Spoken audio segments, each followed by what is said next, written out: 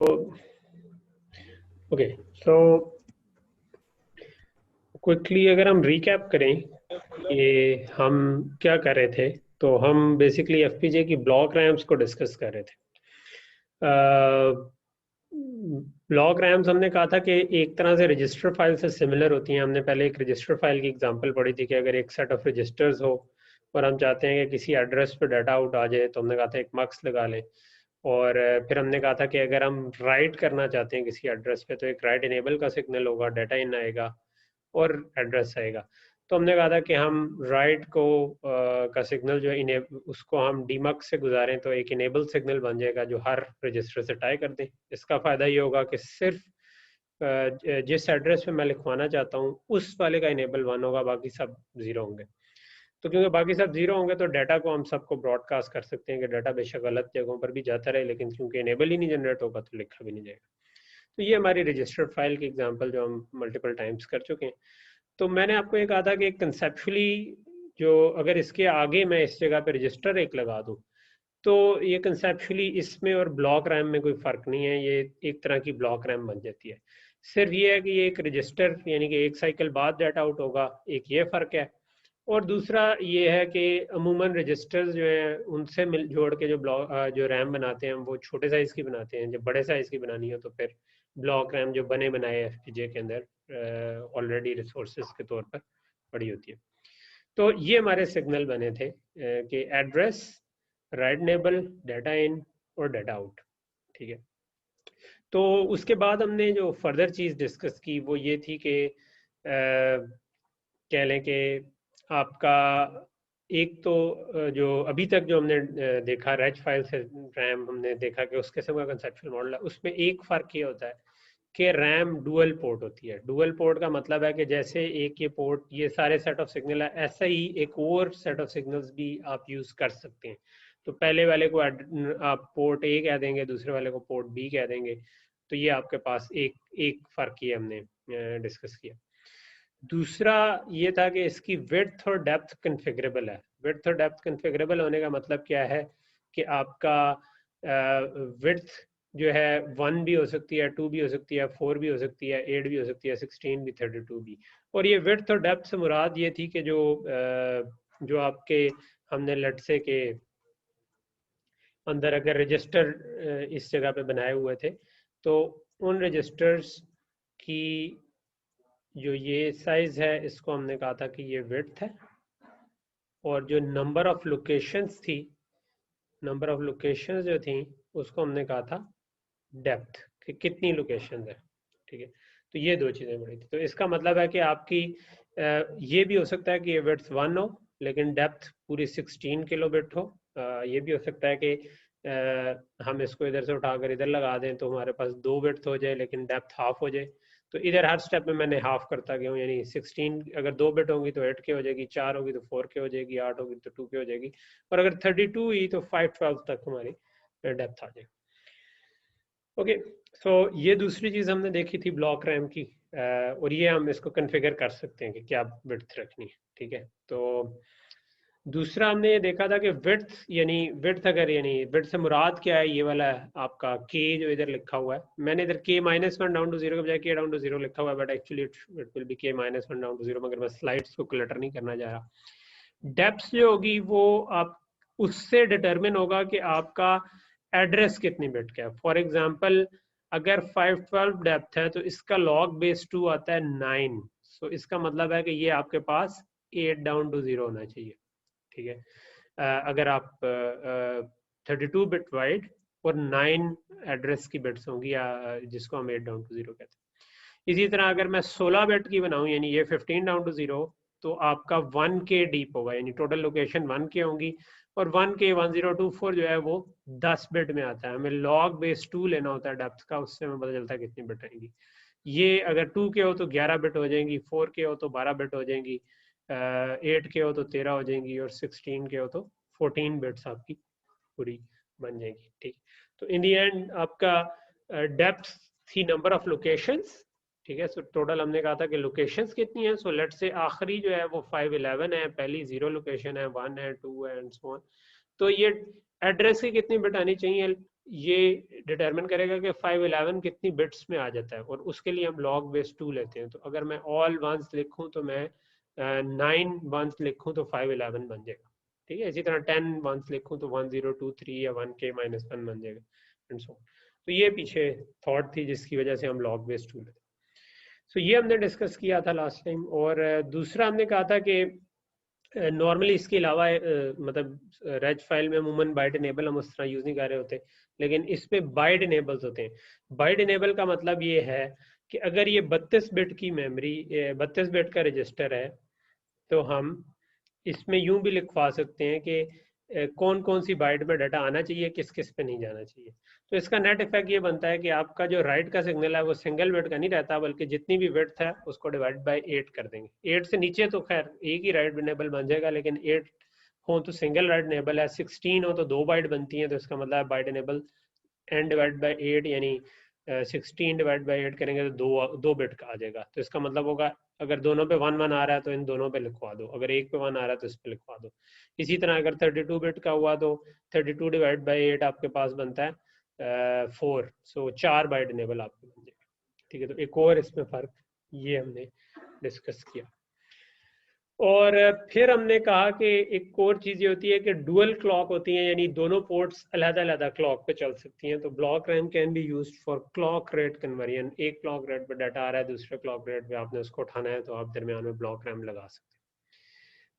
और एक और बात हमने ये की थी कि इसमें पैरिटी बिट्स भी होती हैं। पैरिटी बिट्स ये एक एक्स्ट्रा छोटी सी चीज़ थी कि इसमें सपोर्टेड है कि आप 8 बिट का हो तो 1 बिट पैरिटी हो सकती है, 16 बिट का हो तो 2 बिट पैरिटी हो सकती है, 32 हो तो 4 बिट पैरिटी हो सकती है। तो पैरिटी बिट्स के लिए यानी इधर डाटा इन के साथ आपके पास डाटा पैरिटी की बिट्स भी आ जाएंगी। तो ये अगर लेट से कि ये 31 डाउन टू 0 था, तो इसका मतलब डाटा पैरिटी जो है ना वो फिर 4 बिट होंगी, वो अलहदा से 3 डाउन टू 0 होंगी, ठीक है। इसी तरह आउटपुट पे भी आपके पास डाटा पैरिटी आउट होगा जो कि 3 डाउन टू 0 होगा, ठीक है। अगर ये 16 बिट होती तो फिर हम ये 2 बिट की पैरिटी कर लेते हैं, अगर ये 8 बिट होती तो हम इसको 1 बिट की पैरिटी कर लेते। तो टिपिकली अभी जो हम इस कोर्स में तो ज़्यादा पैरिटी को यूज़ नहीं करेंगे, लेकिन आपके पास प्रैक्टिकली ऐसा केस आ सकता है कि जब आपको एक एक बिट बढ़ाने से काफ़ी फ़ायदा हो रहा हो, तो आप फिर बजाय इसको 16 बिट वाइड और 1 के डीप रखें, उसके बजाय आप इसको 18 बिट वाइड और 1 के डीप भी रख सकते हैं, या 32 के बजाय 36 बिट भी रख सकते हैं। तो ये इसका फायदा। ओके, तो यहाँ तक ये ब्लॉक रैम का ओवरव्यू था कि ब्लॉक रैम कैसे काम करती है। फिर हमने इसकी एग्जांपल करना शुरू की कि इसको यूज कैसे कर सकते हैं। तो हमने कहा था 3 तरीके हो सकते हैं। तो पहला तरीका है कि हम डिवाइस प्रिमिटिव्स को यूज करें। डिवाइस प्रिमिटिव से मुराद ये होती है कि आपके एफपीजे के जो जिन चीज़ों से मिल के बना है ना, यानी कि उसमें लुकअप टेबल है, मल्टीप्लायर है, ब्लॉक रैम्स हैं, तो वो जो सबसे छोटा यूनिट है उसको अगर आप डायरेक्टली कोड में यूज करना चाहें तो उसको हम कहते हैं डिवाइस प्रिमिटिव। तो इसकी एग्जांपल हमने करना शुरू की थी। इसकी एग्जांपल के लिए मैं ये प्रोजेक्ट खोल लेता हूँ। ये मेरे पास प्रोजेक्ट नेविगेटर खुला हुआ है। और सो मैंने आपको ये बताया था कि आप इधर से ये जो लैंग्वेज टेम्पलेट्स है, मेरा ख्याल है इधर टूल से भी कहीं से आ जाते होंगे, बट या किसी और जगह से भी आ जाते हैं, बट इधर आप वैसे जो बल्ब सा बना है इस पर क्लिक करेंगे तो लैंग्वेज टेम्पलेट्स खुल जाए। और इसमें वेरालॉग VHDL दोनों लैंग्वेजेस के लिए, लेकिन क्योंकि हम वेरालॉग पे काम कर रहे हैं तो हम डिवाइस प्रिमिटिव्स में चले जाएंगे। उसमें अपनी डिवाइस सेलेक्ट करेंगे जो स्पार्टन 6 है, और उसके अंदर हम जाके जो भी कंपोनेंट इंस्टेंशिएट करना चाहिए, यानी ये सिर्फ एक तरह के नहीं कई तरह के होते हैं, लेकिन हमने क्योंकि रैम इंस्टेंशिएट करनी है तो हम इस पे आगे। और फिर हमने उसमें से ये जो आपका कोड था, ये 2 तरह की इसकी प्रिमिटिव्स हैं, ये वाला भी और ये वाला भी। एक 8 किलो बिट की है और एक 16 किलो बिट की है। तो हमने ये 16 किलो बिट वाला कोड जो था, ये डायरेक्ट इंस्टेंस है, यानी इसके पीछे आपको कोई मॉड्यूल लिखने की जरूरत नहीं। ये मॉड्यूल आप समझे पहले से लिखा हुआ है, आपने इसका सिर्फ इंस्टेंस बनाना है, ठीक है। तो ये हमने इसका इंस्टेंस बनाया था। अच्छा, अब हम करना ये चाह रहे थे कि हम इसको टेस्ट करें, ठीक है। यानी कि ये जो हमने ये तो हमें पता है कि अच्छा ब्लॉक रैम कैसे चलती है और उसकी क्या क्या फीचर्स हैं, लेकिन अब हम इसको टेस्ट करना चाहते हैं। तो टेस्ट करने के लिए हमने टेस्ट बेंच एक बना लिया था सिंपली, ठीक है। TBB रैम के नाम से ये जो है, ये मेरे पास इधर भी खुला होगा, मैं नोटपैड में खोलूँ तो सॉरी ये दूसरा वाला खुला हुआ। सो हमने एक टेस्ट बी रैम के हिसाब से के नाम से प्रोजेक्ट बनाया, कोड बनाया था और उसके अंदर ये लिखा था, ठीक है। सो ये हमने उसका कोड कॉपी पेस्ट कर दिया था, ठीक है। तो ये हमारा वही वाला कोड है, ये हमने वहां से कॉपी किया, यहाँ पर पेस्ट कर दिया। इसके अंदर मैंने आपको बताया था कि ये जो हैश के बाद ब्रैकेट शुरू हो रही है और ख़त्म हो रही है, ये एक चीज़ होती है पैरामीटर्स, जो कि हम इधर पैरामीटर्स डिफाइन करें। मैंने कहा था अभी फॉर द टाइम बिंग इसको इग्नोर कर दें, तो मैं इसको भी बंद कर देता हूँ, ठीक है। सो ये बेसिकली इंस्टेंस का नाम आ रहा है। ये मैंने बंद जो किया, ये बेसिकली ये सारा रैम को इनिशलाइज करने के लिए होता है, उसको हम इस वक्त छोड़ दें। अच्छा, तो यहाँ पर अब हम क्या कर रहे हैं, मैंने एक छोटा सा टेस्ट बेंच लिख लिया है, ठीक है। तो मैं करना ये चाह रहा हूँ, ठीक है, कि ये एक्चुअल में एफपीजीए पे चलाने के लिए नहीं, सिर्फ मैं इसको सिमुलेट करके देखना चाह रहा हूँ कि ये काम कैसे करता है, ठीक है। तो पहले तो हमने जो पोर्ट्स बताई थी, मैंने आपको बताया कि ये बिल्कुल वही पोर्ट्स हैं। ये data out A, data out parity, address, clock. जो नई पोर्ट्स थी वो इनेबल थी, जो कि हम अमूमन इनेबल हमेशा ही रखेंगे अगर रैम को यूज़ करें। रेज इनेबल थी, ये भी हम तकरीबन हमेशा ही रखेंगे, ये उसका आउटपुट रजिस्टर को इनेबल करने के लिए। ये नई पोर्ट्स थी, लेकिन बाकी जो है वही clock, reset, address, red enable और डाटा इन, ठीक है। और इसी तरह ये बीप के लिए भी थी। तो मैंने अभी इसका एक छोटा सा टेस्ट बेंच इस तरह से लिखा हुआ है कि उसमें मैंने ये जो ए और बी दो पोर्ट्स बना दी हुई हैं, ठीक है। तो ये उनके सिग्नल्स हैं, ये पोर्ट ए के सिग्नल्स हैं, रेड नेबल, एड्रेस, इनपुट और आउटपुट डाटा। और ये पोर्ट बी के सिग्नल हैं, रेड नेबल, एड्रेस, इनपुट और आउटपुट डाटा, ठीक है। मैं करना ये चाहता हूँ कि मैं एक एक करके डाटा लिखवाऊँ, ठीक है। तो हमने टेस्ट बेंच में ये पढ़ा हुआ है कि अगर हम एक एक करके लिखवाना चाहते हैं तो हम इनिशियल के ब्लॉक में, यानी एक तो हम क्लॉक जनरेट करेंगे सबसे पहले, और उसके बाद इनिशियल के ब्लॉक के अंदर हम एक एक करके जो भी लिखवाना चाहते हैं वो करें। अच्छा, इसके टेस्ट बेंच में एक छोटी सी एहतियात जो करने की जरूरत है, अगर आप डिवाइस प्रिमिटिव यूज करें ना, तो ये मैं #5 जो अमूमन करता था, इसको जरा बड़ी वैल्यू दे दें। मैंने अभी #10,000 दी हुई है, तकरीबन इतनी दे दें, ठीक है। उसकी क्या वजह है, ये उसकी वजह है कि ये जो प्रिमिटिव का वेरिलॉग के अंदर मॉडल है, वो टाइम को मॉडल कर रहा होता है। ये जो ऊपर हमने टाइम स्केल दिया होता है ना, 1 नैनो सेकंड, 1 पिको सेकंड, इसका मतलब है कि एक टिक जो है ना वो 1 पिको 1 नैनो सेकंड के #1 अगर करेंगे, और जो मिनिमम टिक है वो 1 पिको सेकंड का, यानी 1 पिको सेकंड से नीचे हम नहीं जा सकते। हम पॉइंट में कोई वैल्यू देंगे तो वो 1 पिको सेकंड तक जाएगी, उससे आगे नहीं जाएगी, ठीक है। तो हमने अगर कहें 10.6 नैनो सेकंड तो वो तो ठीक है, लेकिन 10.00006 कहेंगे तो वो पिको सेकंड से नीचे चलेगी, तो वो उसको 10 ही समझेगा। तो क्योंकि ये टाइम स्केल के हिसाब से मॉडल चल रहा होता है, नॉर्मली हमारे सर्किट्स में इस करने की जरूरत नहीं पड़ती, लेकिन क्योंकि उसको मॉडल कर रहा है तो उसमें #5 बहुत ही छोटा यूनिट बन जाता है और उसके ऊपर ब्लॉक रैम नहीं चल पाती, तो इसलिए हमें थोड़ा सा ये बड़ा करना पड़ता है। तो ये एक छोटी सी डिटेल थी जो कि मैंने कहा बता दूं। तो मैंने किया क्या हुआ है, मैंने इस वक्त सिंपल ये किया कि शुरू में सारे सिग्नल 0 किए, रीसेट को 1 किया, 2 पॉज क्लॉक गुजारे, रीसेट को 1 किया, फिर 2 पॉज क्लॉक गुजारे, रीसेट को 0 कर दिया। तो अच्छा, रीसेट होगी। रीसेट के मुतालिक मैं बता चुका हूँ कि उससे ब्लॉक रैम रीसेट नहीं होती, उससे सिर्फ उसका आउटपुट रजिस्टर रीसेट होता है। ब्लॉक रैम जो है वो रीसेट नहीं की जा सकती, ठीक है। उसके अंदर जो भी कंटेंट है वो पड़ा रहता है, ठीक। उसके बाद हमने क्या किया कि हम बेसिकली, मेरे ख्याल है सफ़ीर की वीडियो खुली है। सफ़ीर, आप वीडियो बेशक ऑफ कर ले, ठीक है, वो बार बार पॉपअप आ रहा है। तो उसके बाद आप ये कर सकते हैं कि मैं एक एक करके लिखवाना चाहता हूँ इस पर। तो मैंने सिंपली ये किया है कि मैंने एड्रेस को 0 से लेकर 20 तक लेके गया हूँ, 1 से इंक्रीमेंट कर रहा हूँ, और क्या करता हूँ, राइट इनेबल को मैंने 1111 कर दिया, 4 टिक बी, यानी कि चारों बाइट्स पे लिखवाना चाह रहा हूँ, ठीक है। मैंने पोर्ट ए की विड्थ जो रखी है, मैंने इधर पैरामीटर्स ही डिफाइन कर दिए। मैंने कहा पोर्ट ए जो है वो 32 बिट की है, पोर्ट बी 16 बिट की है। तो मैं एग्जांपल ऐसी करके दिखाना चाह रहा था कि जिसमें दोनों पोर्ट्स की विड्थ फर्क हो। तो लेकिन क्योंकि सेम जगह है, तो जब हम 32 लिखवाएंगे और 16-16 करके पढ़ेंगे तो हमें वो नजर आना चाहिए, ठीक है।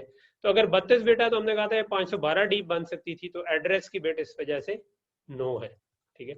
इसीलिए जब 16 थी तो हमने कहा था 1 के डीप है, इसलिए एड्रेस की बिट्स 10 है। ये जो अगर मैं इस वाले जो हमने ये वाला बनाया हुआ था, ठीक है, कि 16 बिट है अगर, तो हमने कहा था कि ये 1 के डीप है, ठीक है।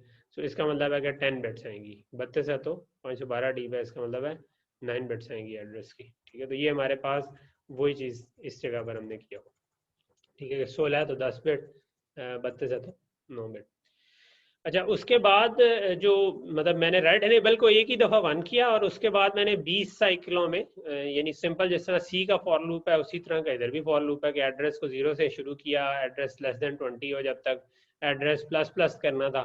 वेरिलॉग में प्लस प्लस डायरेक्ट ऑपरेटर नहीं है, इसलिए आपको address is equal to address plus 1 लिखना पड़ता। और फिर मैं डाटा जो लिखवाना चाह रहा था वो मैंने कहा वही एड्रेस को 2 से मल्टीप्लाई करके लिख दो, तो यानी 0 एड्रेस पे 0 लिखा जाएगा, 1 पे 2 लिखा जाएगा, 2 पे 4 लिखा जाएगा, 4 पे 3 पे 6 लिखा जाएगा। तो ये हमारे पास जो भी एड्रेस है उससे डबल लिखा जाएगा। और फिर मैंने राइट इनेबल 0 कर दिया। तो मैं इस एग्जाम्पल में करना ये चाह रहा हूँ कि लिखवाया मैंने पोर्ट ए से और पढ़ा मैंने पोर्ट बी से, ठीक है। तो पोर्ट बी में भी फिर मैंने यही काम किया कि मैंने पॉजिटिव क्लॉक राइट नेबल को मैंने 0 कर दिया था, उसके बाद मैंने सिर्फ एड्रेस को 0 से 20 तक लेके गया और बस पॉजिटिव क्लॉक गुजारता गया कि पहले 0 एड्रेस होगा, अगले साइकिल में 1 होगा, अगले साइकिल में 2, और जो भी डाटा मेरे पास आया उसको मैंने डिस्प्ले करवा दिया, ठीक है। तो display is kind of cout, जिस तरह सी आउट करवाते हैं उस तरह आप डॉलर डिस्प्ले लिखें।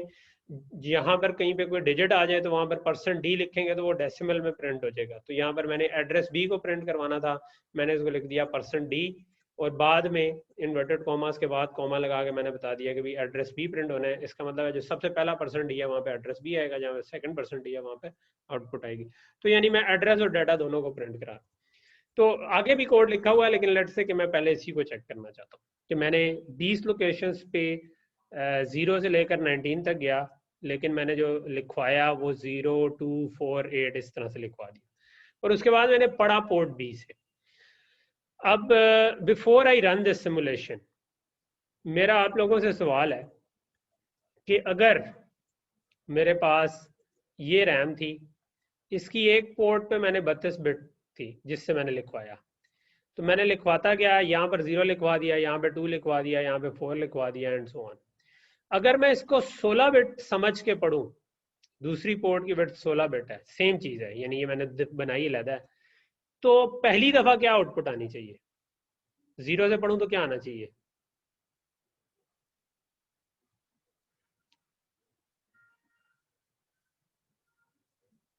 आप लोगों से पूछ रहा हूँ, कोई जवाब तो दे यार। सर क्वेश्चन की समझ नहीं आ रही। मैंने कहा कि सेम मेमोरी है, ठीक है, ये वाली 32 बिट वाली, इसको मैंने लिखवाया 32 करके, पहले 0 लिखवाया, फिर 2 लिखवाया, फिर 4 लिखवाया, फिर 8 लिखवाया एंड सो ऑन। अब मैं पढ़ 16 करके रहा हूं, तो पहली वैल्यू क्या आनी चाहिए?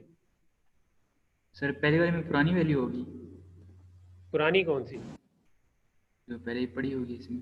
नहीं, हमने जब लिखवाया है 0 लिखवा दिया ना उस पर, तो आप 0 लिखवाएंगे तो पढ़ा क्या जाएगा? 0 ही पढ़ा जाएगा।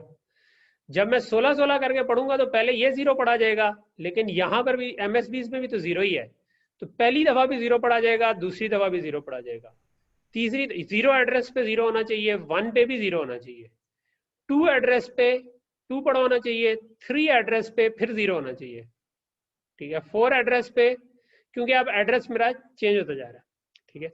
यानी कि अगर मैं इसको 16 के करके देखूंगा तो ये 0 एड्रेस है, ये 1 एड्रेस है, ये 2 एड्रेस है, ये 3 एड्रेस है, ये 4 है, ये 5 है, ये 6 है, ये 7 है, इस तरीके चल रहा है। अगर मैं 32 सोचूं तो ये पूरे का पूरा 0 एड्रेस है, अगला पूरे का पूरा 1 है। तो इसका मतलब यानी कि जब मैं 16 के हिसाब से सोचूंगा तो 32 के एक एड्रेस में 16 के 2 एड्रेस आ सकते हैं इन अदर वर्ड्स, ठीक है। तो यही चीज आप इधर अब सिमुलेशन में देखेंगे कि अगर मैं इसको रन करूं तो ये इसकी सिमुलेशन चल गई, ठीक है। अभी बल्कि चली नहीं, मुझे चलानी पड़ेगी, मैंने बाय डिफॉल्ट डिसेबल किया हुआ था, तो ये सिमुलेशन चल गई, ठीक है। सो मैंने पहले से एक वेवफॉर्म फाइल बनाई हुई है जिसके अंदर पोर्ट ए और पोर्ट बी को अलग से दिखाया हुआ। तो मैंने जो आपको बताया था कि मैं शुरू में रीसेट करूंगा, ये रीसेट 1 हुआ, ये रीसेट 0 हुआ, इसके बाद मैं थोड़ा सा जूम कर लेता हूँ, ठीक है। सो अब हम कर क्या रहे हैं, पोर्ट ए पे हमने राइट इनेबल को 1 किया, 0, 1, 2, 3, 4 अप टू 19 बल्कि इवन 20 तक आपका एड्रेस चला गया। अच्छा, लेकिन जो हम राइट इनेबल है वो 19 तक गया, ठीक है। सो 19 तक हमने एक्चुअली लिखवाया है और 0 पर 0 लिखवाया है, ये डाटा आ रहा है, इनपुट डाटा। 0 पे 0 लिखवाया है, 1 पे 2 लिखवाया है, 2 पे 4, यानी जो भी एड्रेस है उससे डबल लिखवाया। लेकिन ये जो हम लिखवा रहे हैं ये डाटा 32 बिट का है, ठीक है। सो 32 बिट डाटा है।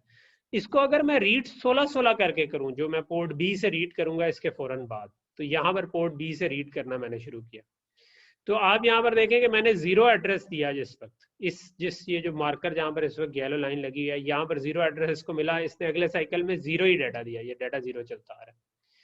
फिर मैंने अगले साइकिल में 1 दिया, तो उससे अगले साइकिल में भी डाटा 0 ही आया। तो क्योंकि 32 की जो पहली लोकेशन 0 थी उस पर 0 पड़ा था, तो 16 के हिसाब से 0 पर भी 1 पड़ा है, 1 पे भी 1 पड़ा है। जो 32 के हिसाब से 2 लोकेशन थी, सॉरी 1 लोकेशन थी, वो 16 के हिसाब से 2 लोकेशन होगी, 2 और 3 जो है वो उसको कवर कर रहे होंगे। तो 2 पे मैंने देखा तो 2 मुझको मिला अगले साइकिल में, ठीक है, क्योंकि डाटा अगले साइकिल में आता है। 3 पे मैं देखा तो 0 मिला, बिकॉज ये जो मैं आपको बता रहा था कि 0 के ऊपर 0 मिला, 1 के ऊपर 1 मिला, 2 के ऊपर मुझे 2 मिला, लेकिन 3 जब मैंने एड्रेस दिया तो उस पर 0 मिला। तो ये बात समझ आ रही है आपको जो मैं कर रहा हूँ, कि आप सेम मेमोरी को जब 2 डिफरेंट बिट्स के हिसाब से देखते हैं, तो अगर 32 बिट के हिसाब से मैं देख रहा हूँ तो मेरे पास टोटल 512 लोकेशन है, तो मैं 0 से 511 तक जा सकता हूँ। लेकिन 16 के हिसाब से मैं 0 से लेकर 1023 तक जा सकता हूँ। तो इनकी मैपिंग कैसे है? तो पहली लोकेशन ये 0 हो जाएगी, ये 1 हो जाएगी, ये 2 हो जाएगी, ये 3 हो जाएगी, और आखिरी जब 511 पे पहुंचेंगे तो ये 1022 हो जाएगा, ये 1023 हो जाएगा। ठीक है, तो इस तरीके से ये काम कर रहे हैं। तो इसी वजह से लिखवाया तो हमने 0 1 0 2 4 8 था, लेकिन क्योंकि हम 16-16 करके रीड कर रहे हैं तो हमें दरमियान में एक लोकेशन पे 0 मिलता है, एक पे 4 मिलता है, 2 मिलता है, फिर अगली लोकेशन पे 0 मिलता है, फिर 4 मिलता है। तो ये जो 0 वाली लोकेशन है ये वाली लोकेशन है, क्योंकि ये हर समझें कि जो ऑड लोकेशन होगी, यानी 0 इधर होगा, 1 इधर होगा, 2 इधर होगा, 3 इधर होगा, 4 इधर होगा, 5 इधर होगा, हर ऑड लोकेशन पर हमें 0 मिल रहा है, विच शोज के हमारी रैम ठीक काम कर रही है, कि जिस तरह एक पोर्ट की विड्थ मैंने 16 की, एक की 32 की। ठीक है, अच्छा अब क्वेश्चन ये है कि मैंने 16 और 32 की कैसे रैम में? तो हमने तो रैम को कोड कॉपी पेस्ट किया था, तो डायरेक्टली नहीं होती, हमें क्या करना पड़ता है, रैम को जब इंस्टेंशिएट करते हैं ना, तो ये जो पैरामीटर्स हैं ये बता रहे होते हैं कितनी विड्थ रखनी है। तो जो सबसे पहला पैरामीटर है वो यही है, उसका नाम है कि डाटा विड्थ ए कितनी रखनी है, डाटा विड्थ बी कितनी रखनी है। इसने बताया कि ऑप्शन क्या है, 0 1 2 4 9 18 और 36। तो मैंने एक को 36 कह दिया, 36 का मतलब डाटा प्लस पैरिटी। तो हम डाटा को सिर्फ देख रहे हैं तो 32 बिट हमारे पास आ गई, 4 बिट जो अगली हैं वो हमने 0 से टाई की, और पैरिटी वाली को 0 से टाई किया हुआ, डाटा की 32 बिट। इसीलिए 16 जब करना हो तो ये जो वैल्यूज लिखी है हम यही इस पे पुट कर सकते हैं। यहाँ पे 18 लिखा हुआ, हमने 18 पुट कर दी, इसका मतलब है 16 बिट का डाटा होगा, 2 बिट की पैरिटी होगी। ठीक है, सो ये बात समझ आ रही है आप लोगों को कि हम अपनी मर्जी से दोनों की पोर्ट बिट चेंज कर सकते हैं। अभी मैंने 36 से 18 किया है, अगर मैं इसको 1 कर देता तो ये 1 बिट का हो जाता। तो मैं ये भी कर सकता था कि एक तरफ से पैरेलल 36 बिट डाटा आ रहा, तो दूसरी तरफ से मैं सीरियली भी उठा सकता था कि एक एक बिट करके उठाऊं। ठीक है, और ये हमें बास का ये वाली चीज चाहिए होती है। अच्छा, इसमें मैंने और कोई पैरामीटर अभी नहीं छेड़ा, ठीक है, बिकॉज मुझे सिर्फ दोनों की विड्थ फर्क करनी थी। और इधर आप अगर देखें ना, तो इधर मैंने इनको टाई किया हुआ है पोर्ट्स को। ठीक है, कि डाटा आउटपुट के साथ जो मैंने टेस्ट बेंच में सिग्नल रखा हुआ है वो टाई किया हुआ है, एड्रेस को एड्रेस से, क्लॉक को क्लॉक से, रैम इनेबल मैंने एक सिग्नल बनाया होता है उसको इनेबल से, ये वाला इनेबल मैंने हमेशा 1 कर दिया है, रीसेट को रीसेट से, राइट इनेबल को राइट इनेबल से, इनपुट डाटा को इनपुट डाटा से, और इसी तरह मैंने पोर्ट बी पे किया। सिर्फ एक इसके अंदर साइंस है, वो ये है कि एड्रेस मैंने किस तरह टाइप किया। ठीक है, अच्छा एड्रेस जो होता है ब्लॉक रैम का, वो इन्होंने 14 बिट का रखा हुआ है। सो 14 बिट का मतलब है, मैं 14 बिट पे आ जाता हूँ। 14 बिट का मतलब ये हुआ, 14 बिट का मतलब क्या हुआ, ये 10 + 4 बन गई, 10 बिट आपकी 1024 लोकेशंस के लिए, 4 का मतलब है 16, तो ये 16K के लिए। तो इसका मतलब है कि जो एड्रेस इन्होंने दिया है वो जो सबसे छोटा केस था, कि अगर ये 1 बिट वाइड होती तो इसने डीप होना था, 16K तक जाना था। तो 14 बिट में 16K -1 आखिरी वैल्यू आएगी। ठीक है, 0 से लेकर 16K -1 तक की यहाँ पर आखिरी लोकेशन आएगी। अच्छा, अब ये क्योंकि हमेशा 14 बिट का है, तो हम करते क्या है कि जो एड्रेस है वो तो 14 बिट का है, लेकिन अगर मैं लेट से कि 16 के बजाय इसको 2 बिट वाइड करता तो इसको 8K का होना चाहिए था। ठीक है, तो इसका मतलब है कि मेरा 13 बिट का एड्रेस बनेगा। ठीक है, तो मैं उसके पीछे खुद से 0 1 लगा दूं तो वो खुद ब खुद 14 बिट का बन जाएगा, क्योंकि ये वाली बिट जो थी ये 0 होती थी तो हम इधर होते थे, 1 होती थी तो हम इधर होते थे, ठीक है। सो इसी तरह अगर 1 से 2 बिट में जाऊंगा तो यही होगा। अगर मैंने 2 बिट का बनाया तो 1 सिफर लगा दूंगा, अगर 4 बिट का बनाया तो मैं 2 सिफर लगा दूंगा इसके पीछे, अगर 8 बिट का बनाया 3 सिफर लगा दूंगा, अगर 16 बिट की बनाई है तो 4 सिफर लगा दूंगा, अगर 32 बिट की बनाई है तो 5 सिफर। तो ये सारे केस बनते हैं। तो मेरे केस में मैंने एक पोर्ट 32 बिट की जो बनाई है उसके एड्रेस के पीछे मैंने 5 सिफर लगा दिए, क्योंकि वो 32 बिट की है तो वो हमेशा, अगर मैं बिट वाइज देखूं तो 5 बिट जो है वो 0 से 31 तक इसमें नंबर आ सकते हैं। तो वो हमेशा 0 के बाद जब 1 होगी तो 1 इस जगह पे होगा और पीछे सिफर आएंगे तो ऑटोमेटिकली अगला एड्रेस 32 बन जाएगा, ठीक है। जो मेरी 4 वाली साइड थी वहां पे मैंने 4 बिट पीछे सिफर लगा दिए। इसका मतलब है कि जो मेरा काउंटर जब 0 से 1 होगा तो ऑटोमेटिकली उसके पीछे 4 सिफर आ जाएंगे, जिसका मतलब है कि वो उसकी वैल्यू 1 अगर मैंने की तो खुद ही 16 आगे चला जाएगा, 2 की तो वो 32 आगे चला जाएगा। तो यहाँ पर अगर कोड में आप देखें तो मैंने क्या किया हुआ है, सिंपली एड्रेस के पीछे 5 टिक D0 लगाया हुआ है जो पोर्ट 32 बिट की थी, और जो पोर्ट 16 बिट वाइड थी उस पर मैंने 4 टिक D0 लगाया हुआ है, ठीक है। तो यानी कि एड्रेस हमेशा बिट एड्रेस ही रहा, लेकिन क्योंकि हम इसमें जब भी 1 इंक्रीमेंट करेंगे पीछे 4 सिफर लगने का मतलब है 16 से ज़रब देते, 5 सिफर लगने का मतलब है 32 से ज़रब देते ना, तो ये ऑटोमेटिकली कह लें कि जिस तरह डेसिमल में नहीं होता, 1 सिफर लगा दें तो 10 से ज़रब हो जाती है, और अगर 2 लगा दें तो 20 तो 100 से हो जाती है, 3 लगा दें तो 1000 से। तो बाइनरी में अगर 1 सिफर लगा दें तो वो 2 से, क्योंकि बाइनरी का 10 2 है तो वो 2 से मल्टीप्लाई हो जाता है, 2 लगा दें तो वो बाइनरी का 100 4 है तो 4 से मल्टीप्लाई हो जाता है। तो इसी तरह अगर आप 5 सिफर लगा देंगे तो ये 32 से मल्टीप्लाई हो जाएगा, 32 1 फॉलोड बाय 0। तो ये एड्रेस हमेशा यानी 32 का इंक्रीमेंट करा होगा। हालांकि मैंने ऊपर जो कोड लिखा था उसमें मैंने 1 से इंक्रीमेंट किया था, लेकिन क्योंकि पीछे सिफर लगा दिए हैं तो वो ऑटोमेटिकली 32 से इंक्रीमेंट। तो 2 चीज़ों का यानी आपने ख्याल रखना है जब आप ब्लॉक रैम को इस तरीके से इस्तेमाल कर रहे हो। नंबर 1 ये कि आपने जो ऊपर मैंने आपको क्लॉक की बात बताई कि क्लॉक में #5 के बजाय कोई #10,000 या कोई किस्म की वैल्यू रख लें। दूसरा ये कि एड्रेस को टाई आपने ध्यान से करना है। डाटा की बिट जो है वो ऑटोमेटिकली चेंज हो जाती है, यानी कि अगर मैंने इसको कहा हुआ कि 32 बिट की है तो ये 32 बिट का ही डाटा होगा। अगर मैं कहूँगा कि ये ऊपर मैंने पोर्ट बिट 16 बिट की रखी है तो डाटा ऑटोमेटिकली 16 बिट का हो जाएगा। इस एग्जाम्पल में मैंने थोड़ा बहुत और भी किया हुआ है, वो ये किया हुआ है कि पहले तो मैंने पोर्ट ए से लिखवाया, पोर्ट बी से रीड किया, उसके बाद मैंने पोर्ट बी से लिखवाया, और उस पोर्ट बी से लिखवाते हुए 2 से मल्टीप्लाई करने के बजाय मैंने 4 से मल्टीप्लाई कर दिया, और उसके बाद मैंने पोर्ट डी से भी पढ़ा और उसके बाद पोर्ट ए से भी पढ़ा। तो अगर मैं सिमुलेशन में इधर आऊँ तो यहाँ तक तो हम देख चुके थे, ठीक है, कि ये हमने, या मैं इसको जूम कर लूँ, तो पहले मेरे पास पोर्ट ए से लिखवाया, पोर्ट बी से पढ़ा। यहाँ जहाँ पर राइट इनेबल 1 1 हुआ है, यहाँ पर अब मैं पोर्ट बी से लिखवाना शुरू कर रहा हूँ, ठीक है। तो मैं इसको थोड़ा जूम करता हूँ। तो मैं क्या कह रहा हूँ, इधर एड्रेस मैं देता जा रहा हूँ 0 1 2 3, लेकिन 1 पे अब मैंने 2 के बजाय 4 लिखवा दिया, 2 पर 8 लिखवा दिया, 3 पर 12 लिखवा दिया, 4 पे, यानी कि 4 से मल्टीप्लाई करता जा रहा हूँ, ठीक है। अच्छा, अगर इसको मैं इसी पोर्ट से पढ़ूंगा तो ये बिल्कुल ठीक ठीक पढ़ा जाएगा। इसके फौरन बाद मैंने पढ़ा भी है, यहाँ पर दोबारा मैंने एड्रेस चेंज किया, अब मैंने राइट इनेबल लेकिन 0 कर दिया, ठीक है। तो मैं राइट इनेबल 0 कर दिया, तो 0 1 2 3 पढ़ रहा हूँ, तो देखें 0 के ऊपर मेरे पास 0 आया, 1 से अगले साइकिल में देखें 4 आया, 2 से अगले साइकिल में 8 आया। ये वो वाली पोर्ट है जो कि मेरी 16 बिट की थी, तो मैंने 16 बिट की पोर्ट से ही लिखवाया और 16 बिट की पोर्ट से ही पढ़ा, तो ये चीज़ें ठीक ठीक चल रही थी, ठीक है। व्हाट इफ के मैंने 16 बिट की पोर्ट से लिखवाया लेकिन मैंने पढ़ा 32 बिट वाली पोर्ट से, ठीक है। सो 32 बिट वाली पोर्ट से अगर मैं पढ़ूंगा तो अब कहानी बिल्कुल ऑपोजिट होगी है। पहले मैं इस तरह लिखवा रहा था, अब मैंने 16 बिट से लिखवाया है।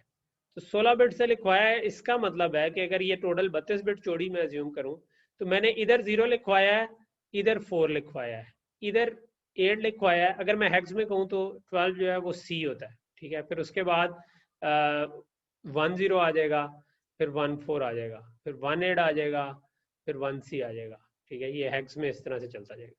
सो अगर मैं 32 में उठाऊंगा तो मुझे इकट्ठा नहीं मिलेगा, 32 में इकट्ठा मीन्स के 0 नहीं मिलेगा, बल्कि ये मुझे दोनों जो मैंने अगर लिखवाया तो मुझे 4 0 मिलना चाहिए। MSBs में 4 होना चाहिए, नीचे 0 होना चाहिए।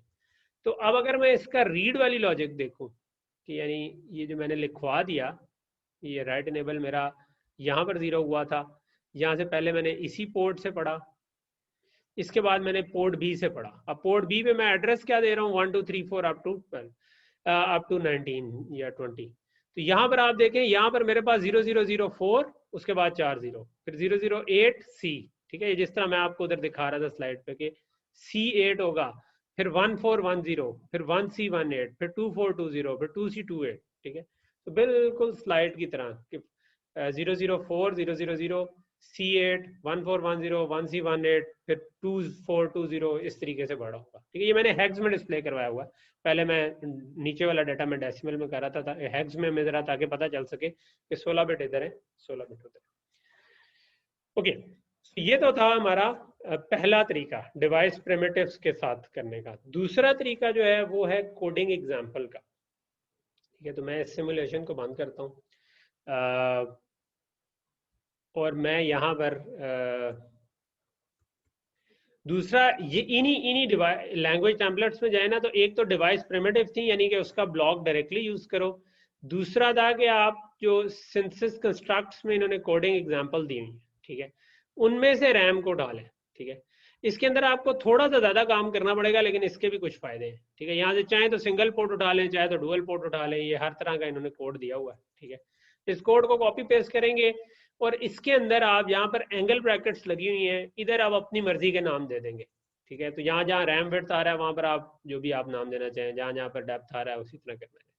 अच्छा, मैंने ये किया हुआ है कि मैंने ना एक ये वाला कोड उठा के ना, फॉर एग्जाम्पल सिंगल पोर्ट वाला, उसका एक मॉड्यूल ही बना लिया ताकि मुझे बार बार ये ना करना पड़े, ठीक है। तो मैं क्या करता हूँ कि मैं